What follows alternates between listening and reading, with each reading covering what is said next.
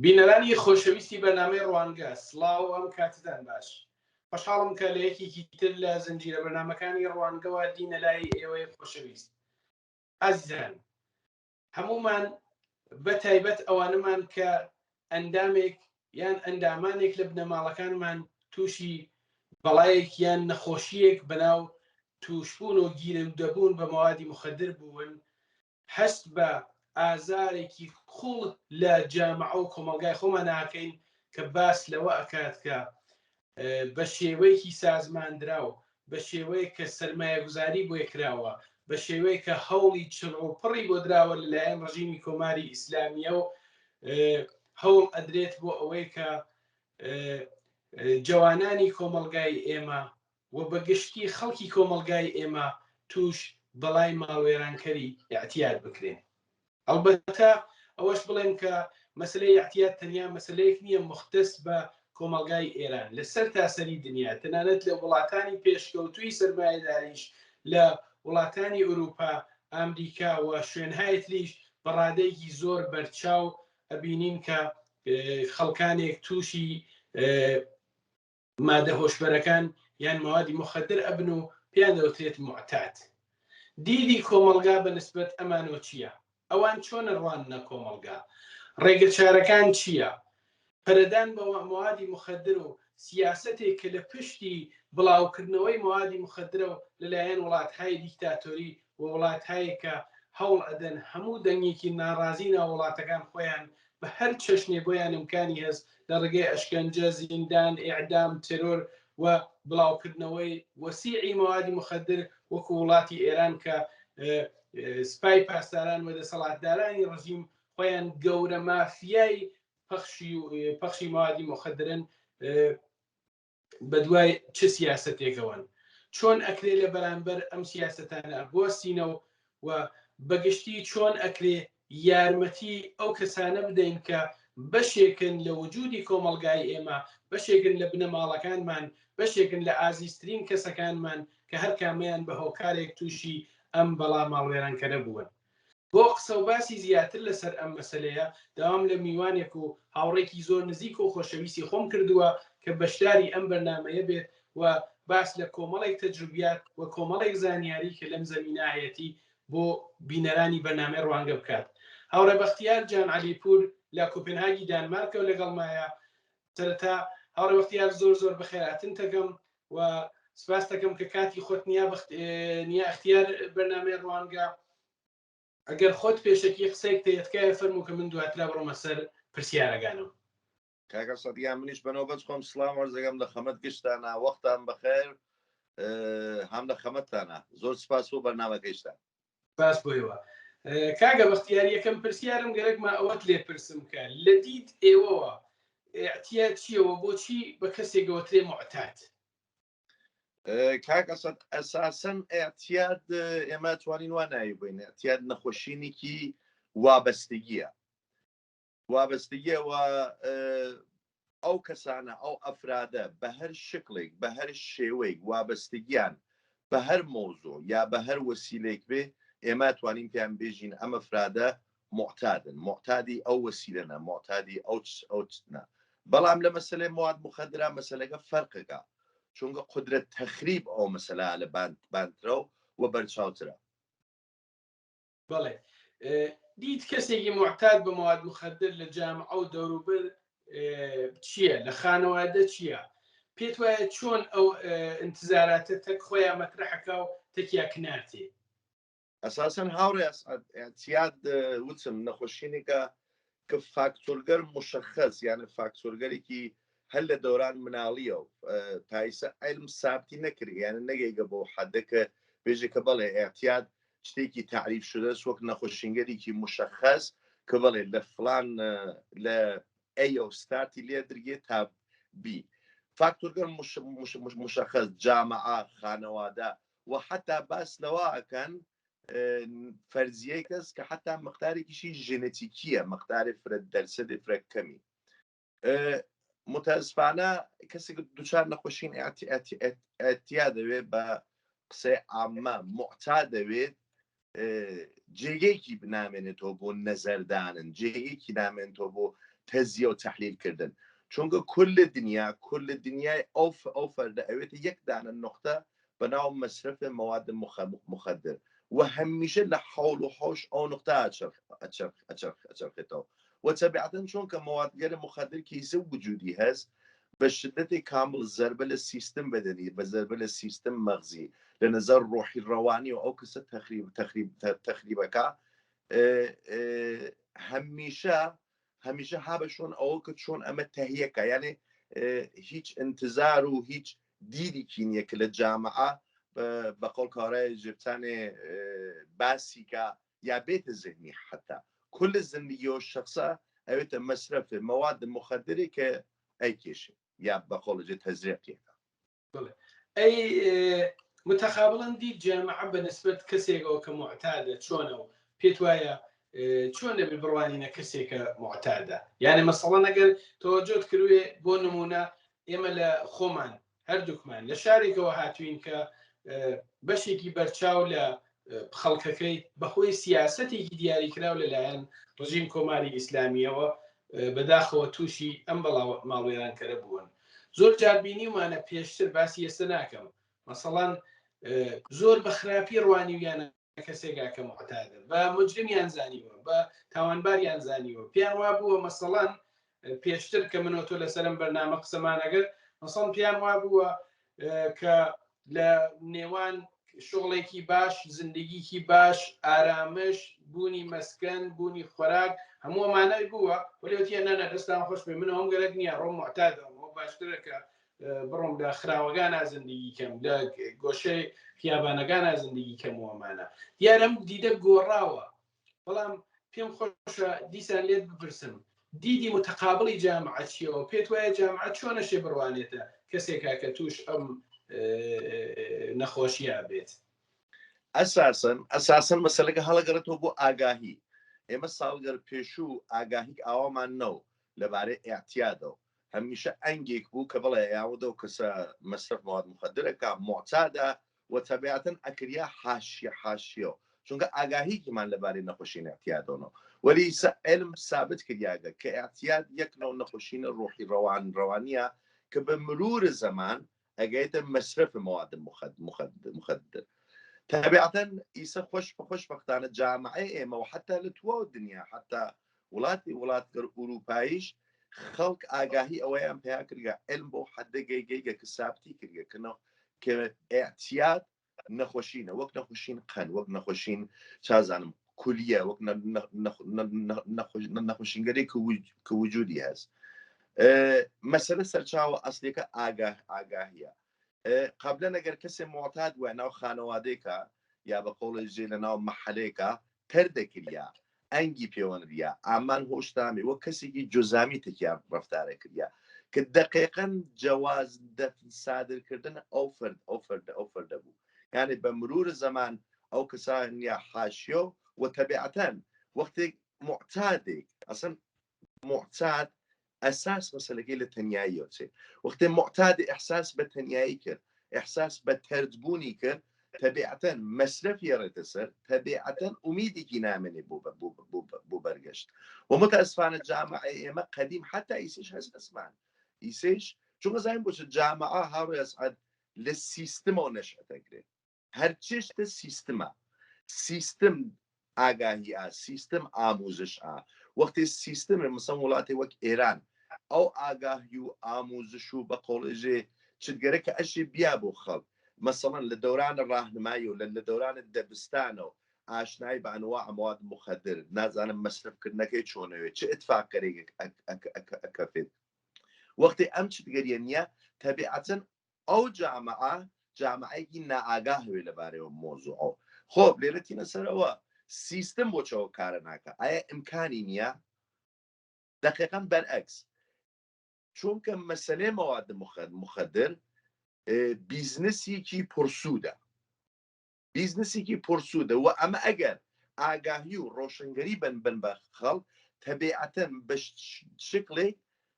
دەرگای ئەو دووکان و بازار خۆیانە ئاوەسن. مەسەڵەن نمونەی وڵاتی وەک ئێران ئایسا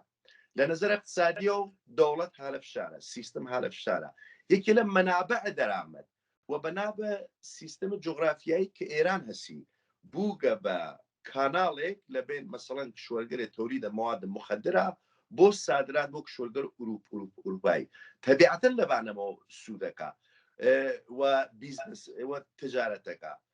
بۆ وەختێک مواد تێرێتە ناو کشوەر خۆی تەبیعەتەن لە ناو ئەو کشوەرە مثلا جامعە ئێران جامعەیەکی 80 میلیۆنیە سری ئامارگەرز ئێژێ لە ئێرانە 2,500,000 نفر معتاد فعالمانەست معتادگەرێک ناو خیابانە هێوینی وەلێ ئامارگەرتر هەست کەسانی کە مەسرەفە مواد مخدرەکەن و نازانن معتادن ئێمە وازانین هەر کەسێک کەفێتە گۆشەی خیابان بە معتاد ناوی ئەوەی باڵغ بە 15 میلیۆن نەفرن لە ئێران کە مەسرف ڕۆژانەی مواد مخدریانست وەلێ بەنسبەت شرایط اقتصادی و بەنسبەت وەزیەتێکە هەرکەسیان هانە خەفا هانە ناو سایە خۆ 15 میلیۆن نەفر مەسرف مواد مخدر یعنی ڕۆژانە میلیاردها تمەن سوود بۆ سیستم و تەبیعەتەن وتم لێرە یەک مەسەلە هەست بن هەمیشە ژم ئێمە ئەشێ قبولیکەین بەلە هەر چێشتە ئەم مۆزەلە وجودی هەست وەختێ قبولمان کرد ئەو وەختە ڕێگە چارێژێ و پەپەباکی مەسەڵەن لە وڵاتی وەک ئێرانە تۆسم ناوێت لەبان سیستمەوە حەساو باسی کە بێ کۆمەکی بەتۆکە خود گروگەر مردمی مثلا ئەنجومەنگەر مختلف مانەست کە بە قۆڵەژێ کارەکن لەبانە مۆزوعەوە ئەتانن بە ئاگاهی بە ڕۆشنگەری بە پەزیرشە معتادێکی گەرەکی بێت بە قۆڵژی بە نقطەیەکە گەی کە بە ئیسلاحی من نقطەی عجز هیچیکی بۆ نامێنێتەوە هەر چێش تێ لە دەستاگا هەم بە قۆڵژێ لە نەزەر مادیاتەوە هەم جسمی هەم ڕۆحی ڕەوانی ئێمە ئەتانی کۆمەکە و کەسانەکەین بەڵێ باسی دەسەڵات و سیستمەکانت کرد نمونەتە جمهوری ئیسلامی لە ئێرانە استفادەی سیاسی و اجتماعی استفادەی بێسلاح وەکو ئەبزارێک بۆ سەرکوت بۆ نمونە جنایەتکارترین ئەفراد ڕژیم مەسەڵەن نمونەتەن لە کوردستانە کەسێک وەکو محەممەد ڕەزا ڕەحیمی کاتی خۆی زۆر هەماهەنگی شدە وەتە لە تەرەف ڕژیمە و مەموریەتەوەی پێدراکە مواد مخدر لە ئاستی بڵاوە لە کوردستان بڵاو کاتەوە بەدەبیرەوەی کوردستان یەکێ لەو بەشانەی ئێران بوو کە تحەزب یافتە بوو جوانەکانی فعال بوون ڕژیمیان بە هیچ شێوێ قبول نەبوو ئیجازەی حزوریان بە نیروگەر و عوامل ڕژیم لە شوێنگەر عمومیان نادا مبارزەیان نەکرا بوون بە پێشمەرگە بوون بە هێز بوون بە بێسلاح بلۆکێکی محکەم لە مقابل ڕژیمە کە خۆی بە عاجز زاین لە مقابلیانە پەنایان بر بە بڵاوکردنەوەی مواد مخدر پێت وایە بۆچی وڵاتگەر دیکتاتۆری وڵاتگەر ئیسلامی وەکو کۆماری ئیسلامی و بەگشتی دەسەڵاتەکان هەدەفیان چییە بۆچی پیان وایە کە بڵاوکردنەوەی مواد مخدر ڕێگە چارەست هاوڕێ سعاد هەروە کرد لە ئەوڵ بەرنامەکە باسم کرد مثالێکە زۆر مەسەڵێک ئامیانە هەست ئێژێ ئەو کەسەکە تەکتان مخالفە یا جزبیکە یا بیکوژە یا وابەستێکە دقیقاً پرۆژەکە مەسا کوردستان لە زمانێکە کە ئاغای ڕەحیمی هاتبوو بە ئوستاندار کوردستان من دقیقاً لە فکرمە ئەو وەختە من خۆم لە سنە بووم شور و شۆقێک عجیب ناومردما بوو ئەسەن گیانە مۆزۆ سیاسی شور و شۆق وەرزشکاری بنیامەکان ئەسەن بۆ زندگی مەسلەی اجتماعی مەسلەی لە ناو شارستە منزوو مەسە زندگی زیینێک بوو لە ناو شارستە و تەبیعەتەن حکوومەتێک سیستمێک وەک جمهوری ئیسلامی لەمە ئەترسێ وەختی جامعەیەک تەبەقەی جوان لە ناو جامعەیەکە پرشور و شتەکان بوینن تەبیعەتەن لە مقابلی ئەترازەکەن وەختی تۆ لە شوێنێکە تەخەتیکەی بە قۆڵەجی تەجاوز بە حقوقیکەی حەقی بخۆی بە قۆڵ کارایەجی ئەیوینێت و وەختی دی عەکس و عەمەڵ نیشانە و تەبیعەتەن تەجروبەیان هەست کە بەڵێ کوردستان هەمیشە جزو ئەو مەناطقە بووگە کە لە مقابل نائعداڵەتیگەر طبقەی حاکمە مقاومەتی کردگە خۆ چەنێ زیندانیکەن چەنێ بە قۆڵێژێ بێن وەرزشکاکان لە بێن بوون چەنێ هینگەر وەرزشی لە بێن بوون چەنێ نازانم بێن حملەکەن بە ئەحزاب سیاسی. بە نظر من بۆ حکوومەت جمهوری ئیسلامی باشترین تئۆری بوو کە ئەنجامیانداوە تەباتن بە عملکردیشیانگەیان بۆ سیلەی ئاغای ڕەحیمی و ئەوامڵیان لەو دەورە بە تەعدادی فرەبان کە متەئەسفانە ئێمە قسەی بیست و ئەندی ساڵ لەمەوە بەرەکەین بۆ ئاگاداریشتان ئەو وەختە کە ئاگاهی کەمتر بوو نسبەت بە مەسەلەی ئەتیان مەسەڵەن جز و ئەوامڵ خودە سوپای پاسداران و سیستم ئەهاتە ناو جوانەکان کە بڵێ ئەمە بۆ پارتیگەر بۆ مێمانیگەر لەزەتە ئینسان لە مشکلات دوورەکاتەوە و ئارام دەکا و متەئەسفانە مواد مخدر بە قۆڵێجێ هزار بار کافی نیست و یەکبار فرەس مەسرفکردنی ئەوە بوو کە سیستم بە ڕەحەتی تانی نفوسکە و متەئەسفانە لەو مەقتەعات جامعەی کوردستان بە شکلێکی حرفەیی لە دیت سیستمەوە تەک مواد مخدرە ئاشنا بوو و بە نەزەر من ئایسێش جامعەی کوردستان کە ئەوە مەسەلەی احتیاتیان ڕەواجی هەست پەس لەرزەگەر ئەو وەختەسا هەرچەند ئەو سیاسەتەر ئیدامەی بوو وەلی ئێمە تا بەلەوە وەختە معتادی فرەمانەوە ئەنگوشتمان بوو ئەگەر کاسر لە فکرۆ بێ ئەیاوت فلانی و کورماڵ فلانی و کورماڵ یعنی دیار بوو وەلی ئیسە متەئەسفانە لە هەر بنەماڵێکە ئەتانین بێژین ئێمە مصرف کنندەیەکمانەس بۆ تەبیعەتەن لە جواب قسەگەیتوە وەختێ بەختیارن نوعی معتا دەوێت نەتەنیا فکر بە مبارزە ناکاتەوە نەتەنیا بە خانەوادە نەتەنیا بەکار نەبێژی خۆی انتخابەکە ئەم انتخابە ئەو نیە انتخابەکە مواد مخدرەکەس نەخۆشینەکەس بۆی انتخابەکە ناتوانانی هیچ کارێکە و تەبیعەتەن سەرکوبە بەختیار کۆنتڕۆڵکردنە بەختیار فرە ڕەحەتترەوێت بەڵێ لە قسەکانی پێشوو ئەس نەخش فعالین مبارزە بۆ نەهێشتن مواد مخدر و تەشەکولگەلێک کە تەشەکولهایەکی غێرە دەوڵەتی و مردمین و تلاشیان کردووە بۆ ئەوەی کە لە بەرامبەر ئەم معزەلا بێستنەوە و یارمەتی هاونۆعەکانیان بکەن بۆ ئەوەی کە بێنەوە ناو ژیانێکی دووبارەوە زندگیکی تازە دەست پێ بکەنەوە ئەم دەور و نەخشە چۆنە بینیتوە بۆ باقی خەڵک ناو جامعە بە نسبەت ئەم تەشەکولگەلە و قسە و پێشنهادۆ چییە؟ من هەمیشە لەبارەی مەسەلەیەت ئێتیادەوە بە نسبەتەوە خۆش دەزانی من تەجروبەی ئەم نەخۆشیمە بوو بە ساڵهای ساڵ وە خۆشبەختانەی سە خەریکم لەو زەمینە فعالیەتەکەم کە بتانم کۆمەک بە هاودەر خۆم بکەم وەختێ بەحسەکەین تەنیا کەسێک کە ئەتانێ کۆمەک بە ئەم پرۆژەکە خود مردمن و دقیقا نەمە تواشاکەین تەشەکولگەری کە وابەستگی سیستمیان نییە بازدهیان فرەترۆ بوو بەسەوە و زەرمەسەڵی کوردی لای خۆمانە سێژێ دەردەدار جێگێ دەردەکە ئازانێ دقیقا مەسەلەکە وەسا ئەوانەی وا هاودەردن ئەوانەی وا معتاد بووکن ئەم چتیانە لەمس کردگە بە باشترین شێوەیەمە ئەنجومەنگەر مختلفێکمانس کە یەکێ لە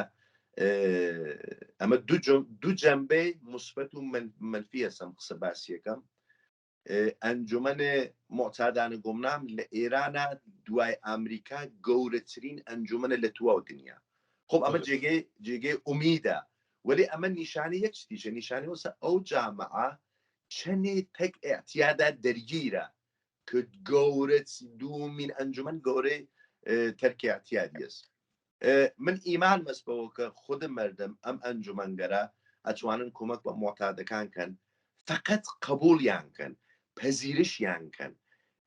بەحسەوە نیە کە من بڕم معتادل ناو خیابانە بێرمەوە بۆ ماڵ ئێمە ئەتانین فقط پەیامێ بین سیگناڵی ڕۆشنکەین کە ئەگەر ڕۆژێ تۆ گەڕیایتەوە ئێمە ئەتانین تۆ ئەکسپ بکەین کاکە سەرگەرێکمە ئامارێک و پێبێژم ئێمە لە تاریخەم ئەنجومەنگەرە و بالغ بە 3,500,000 نەفەر لە کل دنیا ئایسە معتادە دەرحاڵ بهبوودیمانەست هەرو معتادگەرێکە قەتڵیان کردگە دزیان کردگە بە دلیل مەصرف مواد مخدر کارگەری گیان ناوجامعە کردگە کنا هەنجارە ولی ئیسەوینی ئینسانگەرێکی فعالن ئینسانگەرێکن کە شتەکەن منزوم وەسام ئومیدە هەست ئەم شتە ڕۆشنە دیارە و تەبیعەتەن تەبیعەتەن کاشکای سیستمیش هاوبەش وایەتەکەم مەسیرە کە بۆ تەسفانە لە وڵاتێمە سیستم ئەو کومەکە ناکات چونکە بە زەرەر خۆی تواوێت دقیقا وەکو هینێ وەکو کەسێک سوپەرمارکتێکی بێ لەبەر دەرگاگای بنووسێ تکایە مێنە ژورۆ چیت مەکڕن بڵێ مەسەبی مەکەن. کاگە بەختیار ئێستا هەر لەم کاتا کە منە تۆ قساگەین بەیەکەوە لەوانەیە ژمارەیەکی بەرچاو کەسانێکە هان لە حاڵەوە کە توش بن یان توش بوون یان بە قەوڵەکەی تۆ هەن لە ئەو نقطە ئاخرا کە ئشارە و پێکرد لەوانەیە ئەم بەرنامە بووینن لەوانەیە بە شێوەی ئەتفاقیش بووە چاو لەم قسە و باسانەی منە تۆ بکەن دیارە تۆ خۆت ئاماژەی ژۆدا و منیش پێم خۆشە بە بینەلانم بەرنامە بێژمی هاتەوەجە بۆی کە خۆت باست کرد کاگە بەختیار چەندین ساڵ تووشی ئەو بەڵا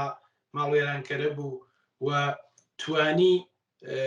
بە ئەو پەڕی هێز و توانە و بێسێتەوە لە مقابڵیە و لە شرایەتێکە کە لەم وڵاتانەی ئەوروپایی بۆ کەسانێکە تووشی ئەم نەخۆشی نەئەبن بە تایبەت کەسانێکە لە وڵاتهای ترە و وەکو ئێمە پەنابەرن دێنە وڵاتانە سەختیەکەی چەندین بەرابەرەوێتەوەوانە و توانی لە مقابڵیا بێسێتەوە بە ئفتخارەوە ئێستا ئێوە ئەیبێنن بە قەڵسنەی وەکو گوێز ئازادانی سۆ لە بەرامبەرمانە و گەرەکمە ئەوەت پێبێژم ڕوو بەم کەسانە ڕوو بەم ئەعزای خانەوادە گەورەی ئێمە کە پێئێژن جامعە و تووشی ئەم بەڵا بوون و لەوانەیە ئێستەم بەنامی منەوە تۆ ببینن قسە چییە بۆیان ئەگەر پێی قسەی گیانتەکە بکە ئەیجی چەپیان من ئەگەر فرە ڕەحەت و فرە سادقانە بە قەوڵەجێ دانیشم چاو ئەخەمە ناو چاو ئەو دووربینەوە ئێژم ڕەفێق کرد عەزیزگەر هاو دەردەکانم کافیە فقط گەرەکتان بێ فقط خاستەنە کەس فقط گەرەکبوونە کەس سەختە وەختە ئینسان بە قەوڵەجێ هالە ئەوج مەسرەفە هالە ئەوج خماریە هەر چیش تێ لە دەستاگە هەر چیش تێ لە دەستاگە فرە سەختە حرەکەتکردن وەلێ من ئەم ئومیدە ئام نەمن ئەم ئەنجومەنگەرە وجودیانەس ئەم شتکەرە کە بە قەوڵەجێ منیان لەو مەرحەلە و گەیاندا مەرحەلە بە قەوڵ کاکە سەدێژی سدانیشکم بەڕەحەتی بە ئارامی من کاکە سەد لە فکرمە من گەرەکم بوو 5 دقیقە لە جێکا چتم بوو نەمەتانی بێسم مەشێ حتمما یعنی بە 5 دقیقە مەشێ مواد و مەسرف مەشێ موادم مەسرف کردای وەلێ لە وجود خۆمان لە وجود فرەت لەو ڕەفێقەرە کێمە هاینە ئەرتباطە تێکیانە ئەوینم کەم ئومیدە هەست دوارە بگەڕنەوە بۆ باوەشخانەوادە بەلە هەرچیشتە خۆتان وەک یەکی لە ڕێگەگەریشەوەسا ئەو کەسانەوە وەک خۆتانن و ئەیناسن و ئەو جێگە زەخمگەرە ئەناسن ئەتوانن کومەک گەورەیکەن و خۆشبەختانە ئایسە لە ئێرانە لە کوردستانە بە تەعداد وفور ئەم ئینسانگەرە وجودیانەس کەتانن مراجعەیان پێکەن و بە قۆڵەژێ بتانن بگەڕن و دوارە بۆ زندگی من هەمیشە جملەیەک مەساوڕێ سەد شاید خەڵوت خۆشمانە باسم کردوێ گەورەترین سەرخۆشی هوشیاریە بزانی بوینی دەوروبەرت چێ اتفاقیەکە فێ پرسیارێتر مەست ئەوی شەوەسە دیارە ئێمە هەموو قسەکانمان ڕوو بە جامعەی خۆمان کرد ڕوو بە خەڵکە ئێمە زۆرتر ئازارەکانیانە ناسین زۆر لەگەڵ یان ژیاوین خانەوادەکانمان ئێستا لێنن کەسە عەزیزەکانمان لێنن و پێمان وایە ئەو کەسانەیە کە لەو جامعە ئەژین بەشێکن لە وجود ئێمە ئەم بەشە لە وجودمان بەشێکیان ئێستا لە وڵاتگەل ئەوروپایی لە دەرەوەی ئێران ئەژین بەنەوعی ئەتوانین بڵین وەزایفێک هەست لەسەرشان ئەوان لەسەرشان من لەسەرشان تۆ لەسەرشان باقی ئەو کەسانەی کە بە تایبەت لە وڵاتان ئەوروپایی ئەژین پێت وایە ئەوان چۆن نتوانن کۆمەکەن بەم هاونەوەی کە ئێمە شارمان پێکرد هاوڕێز باشترین چ دوتم وەختێ مثال جناب بۆ تێرمەوە وەختی ئەسعەد ڕۆستەمی ئاگاهی لەبارەی نەخۆشینەتیادۆ بێ مەرحەلەیە وەڵ ئاگاهی لەبارەی نەخۆشینەتیادۆ بێ تەبیعەتە نەحوەی بەرخۆردیشی تەک دانێ مەسرف کونەندا فرە پرۆفشناڵتر و فرە دروستتر ئەوێ مەسەلەی وەزەکەی من نەخۆشینەتیاد بناسی بەلە هەرچێشتە مۆزوعەکەی چ سەرچاوەکەی چ ئەسڵ نەخۆشینەتیاد لەکەیەوە دەست پێکە و لە چه نقطەیەکە یەکێک لە شاخەگەر نەخۆشی اعتیاد مصرف مواد مخدرە وەختی ئەمانمانە زانی تا حدێک ئینفۆرمیشنمانگەر تەبیعەتەن بەرخوردمان دروستەوێت هاوڕێ ئەسعەد ئەسڵ لە یەک کەلمە ئاوا بێژم بۆت معتاد جزو صادقترین ئینسانەکان ئەوانەی وا معتادەوەن جزو ئەحساساتی ترین ئینسانەکانن جزو قابل اعتمادترین ئینسانەکانن ولی چونکە لە پرۆسەیەکە قرارەگرن لە تحت فشارە ئەون و ناتوانن ئەکسڵ عەمەڵێک منطقی بە هەر دەلیلێ مەسایل ڕۆحی ڕەوانی مەسایل نائاگاهی تەکە و مۆزوعال لێبن متەئسفان ئەکەونە ناو دامنەی ئەتیاد ئەوە سەکە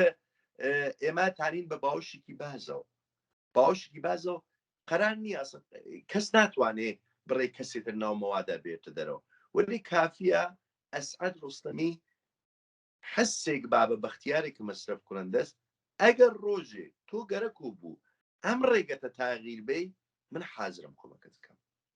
و ئەمیشەمان لە فکر بێ هاوڕێ ئەسعەد کۆمەک مادی نییە ئەمە فرە مهمە خانەوادەگەری واتە مەصرف کوڕەندە دەرگیرن کەسیان است یەکێ لە گەورەترین خەمەتگەرێک کە ئێمەتانی بە معتاد بیکەین قەتکردنێ مەسەلەی ماڵیە لەو کەسە کە زووتر بۆ مەرحەلە بگەی کە بەڵێ متەئسفانە کە هیچێکی نەماگە کە شاید بە قەوڵژی ئینفجاری لەو وەختە ڕوخبا مەنزومەوەسا ئێمە توانین بە عشق بۆەوەی کە بەڵێ ئەگەر ڕۆژێ تۆ گەرەکۆ بێ منەوە ئیمکانمە هەست کە بم حتا وەختۆ بۆ دانم معتاد حتا بە قسەی بە 5 دقیقە قسە ئارامەوێ ئەنە فرە جالبە دقیقاً وەختە تۆ شناق لەبارەی اعتیاد و مەصرف کوڕەندە و پێیاگەی هاوڕێ ئەسعەد ئەو چهرەیەکە لە معتادەست چهرەیەکی خەشن چهرەیەکە کە بە چەقۆتێ بۆ تووڵ و لێسێنێ ئەوە مەوادەکەس لە دەروون ئەوە یەک دانە ئینسانێکی ئایا تاوە بێژی مناڵێکی ئارام و بازی گوش وجودیە ئینسان کە شبزانی چۆن تەکەوە بەرخوردکەیت زۆر سپاس دەکەم بەڕاستی ئەحساساتی بووم چونکە من زۆر سپاس دەکەم کە ئەو قسانت کرد بوومان لەم بەرنامەوە زۆر استفادەمان لێ کرد بە تایبەت من خۆم زۆر استفادەم لێ کرد و هیوادارم کە جێگەی سەرنج و ڕەزامەندی بینەرانم بەرنامەیش بوو بێت و هیوادارم ڕۆژێک بێت لە دنیا کە جەژنی سەرکەوتن بەسەر مواد مخدرە بگیرێت جەژنی سەرکەوتن بەسەر ئەسلحە کۆمەڵکوژەکانە بگیرێت جەژنی سەرکەوتن بەسەر نەمانی شەڕا بگیرێت و هەموو ئەمانە بە نەمان سیستمێکی زاڵمانە بەناو سیستم سەرمایەداری کە بێجگە لە گیفان خۆی بیجگە لە منافع خۆی بێجگە لە تێرکردن سک خۆی لە فکر هیچ کەس و هیچ مۆجود و هیچ خانەوادە و هیچ عەزیز و هیچ کەسێکی دیگەرانە نییە هیوادارم ئەو ڕۆژە ببینین پرسیارێکم نەماوە ئەگەر خۆت لە کۆتایی قسە و باسەکانمانە پێت خۆشە شتێک بێژیت ڕوو بە بینەرانم بەرنامە خۆشحاڵە بووم گوێ لێ بێت ئاسەدۆک ئاخرین جملە گەرەکمەوە بێژم جملەیەکیشە ئاشنا ژێ پێشگیری لە دەرمان خاسترە ئێمە توانین بە ئاگاهی بە خۆمان بە مناڵمان بە ڕەفیقەکانمان بە جاماعەکەمان یعنی هەر کەسێک ئەگەر ئەم کارە بکە بە نەزەر من مەسەلەی ئەتیاد 70% مەسەلەی و کەمانە جوانگەرە کێشکمە مەسەلەی مواد مخدرە مەسەلەی نائاگاهیە مەسەلەی 1% کونجکاویە وەختی من بزانم ئەو 1% کونجکاویشە ئەوێتە باعث تاریکترین اتفاق کرد لە زندگیما معموڵەن نایکەم داواکەم لە خانەوادەکان مەخسوسەن لەو کەسانە کە بە قۆڵێژێ پێشڕەون داواکەم لە تلڤیزیۆن کۆمەڵە داواکەم لە ئێوە کە ئیمکانەکەیتانست بەرنامەگەر متعددتر لەبارەی مەسەلەی ئەتیاد دانن لەبارەی مەوادەکانەوە دانن شێوەی بە قۆڵێژی شێوەی ئیستفادەکردنی شێوەی نازانم مەسرەفی تەخریبەکانی ئاگاهی بن بە خەڵک چونکە هەمیشە پێشگیری لە دەرمان هەم خاسترە هەم هەزینەی گیانی و مادی فرەکەمترە زۆر سپاسدانەکەم مەمنونەوە کە ئەم وەختانەدا بە من کات و ساتێکی خۆش زۆر سپاس بۆەوە منیشە لێرە و پێم خۆشە بە بینەران بەرنامە ڕوانگەڕا بگەینم کە بە زووی لە تلڤیزیۆن کۆمەڵەوە بەرنامەیەک تایبەت بە مەسەلەی ئەتیاد ئێرانەوە حتمما ها لە جێرتەهیاوە بە زووی بە ناو مشخصات خۆی و تێتە سەر شاشەی تەلەڤیزیۆن کۆمەڵە و هیوادارم هەموو فعالین ئەم عەرسەیە هەموو ئەو کەسانەی کە بە جۆرێک لە جۆرەکان یان زەربیان لەم مەسەلە دیوە یان پێیان ناخۆشە کە جامەعەکەیان زەربەی وە دەوروبەرەکەیان هاوساکەیان نازانم ئینسانەکان بەگشتی بەبێ ئەوەی کە بۆیان مهم بێ ئایا هاوسایە برایە کەسێکە لە نازانم وڵاتێکی ترا توش بەڵایەکی وا ماڵوێران کرد بێت هیوادارم هەمویان بە پەیوەندیگرتن بەو بەرنامە و بە هەوڵدان و هاوکاریکردن تەگەڵ بەرنامە بتوانن دەور و نەخشی مثبەتی خۆیان ببینن و ئەو مژدەیەکە کە بە تاکید لە تەلەڤیزیۆنی کۆمەڵە و بە زووی شاهید وها بەرنامەیەک ئەبن.